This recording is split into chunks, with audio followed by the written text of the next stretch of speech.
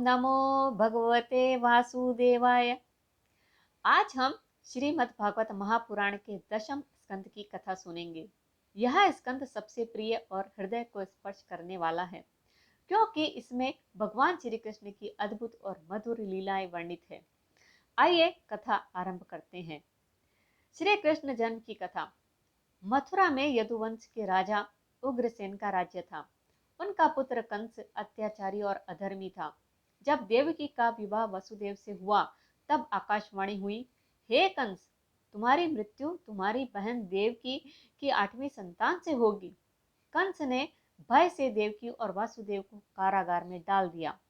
हर संतान का जन्म होते ही वह निर्दयता से उन्हें मार देता। छठी संतान बलराम को योग माया ने रोहिणी के गर्भ में पहुंचा दिया।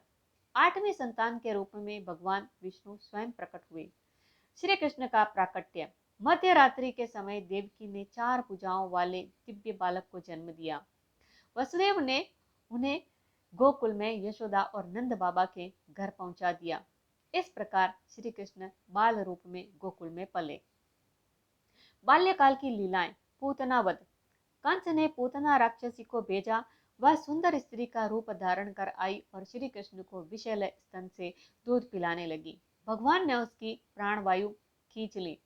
पूतना को मोक्ष मिल गया। संदेश यह है कि भगवान की शरण में आने पर पापिनी भी मुक्त हो जाती है।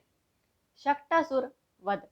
एक दिन श्री कृष्ण शिशु रूप में पालने में लेटे थे। शक्टासुर रथ के रूप में आकर उन्हें कुचलना चाहता था। भगवान ने पैर से लात मारकर रथ तोड़ दिया। तृणावर्त वध। कंस ने तृणावर्त नामक तूफानी असुर को भेजा।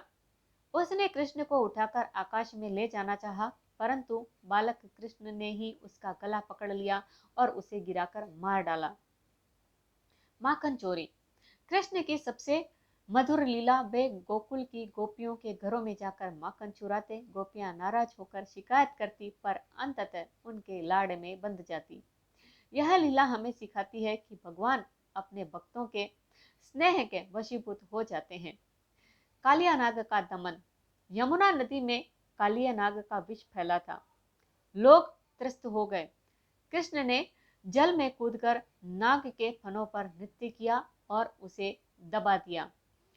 कालिया ने शरण मांगी तो भगवान ने उसे क्षमा कर दिया। गोकुल और वृंदावन की लीलाएं। गोवर्धन पूजा। कृष्ण ने लोगों से कहा, इंद्र की पूजा छोड़ो और गोवर्धन पर्वत की पूजा करो, क्योंकि वही हमें अन्न, जल और घास देता है। इंद्र ने क्रोधित होकर मूसलाधार वर्षा कर दी। कृष्ण ने छोटी उंगली पर गोवर्धन पर्वत उठाकर सबकी रक्षा की। संदेश यह है कि प्रकृति की पूजा ही सच्ची पूजा है। गोपियों के साथ रासलीला। रासलीला कृष्ण की सर्वश्रेष्ठ लीला मानी जाती है। शरद पूर्णिमा की रात श्री कृष्ण ने प्रत्येक गोपी के साथ नृत्य किया। यह कोई सांसारिक लीला नहीं, बल्कि आत्मा और परमात्मा के मिलन का प्रतीक है। कंस वध। आखिरकार कृष्ण और बलराम को मथुरा बुलाया गया। कंस ने उन्हें मारने के लिए हाथी और पहलवान भेजे, पर सब पराजित हो गए। अंत में स्वयं कृष्ण ने कंस का वध कर जेल में बंद अपने माता पिता को मुक्त कराया। शिक्षाप्रद प्रसंग। पूतना वध। पाप भी भगवान की शरण से नष्ट हो जाता है। कालिया नाग दमन। अहंकार चाहे कितना भी बड़ा क्यों न हो, भगवान के सामने टिक नहीं सकता। गोवर्धन लीला। प्रकृति और ईश्वर में कोई भेद नहीं। रासलीला। आत्मा का परमात्मा से प्रेम मिलन।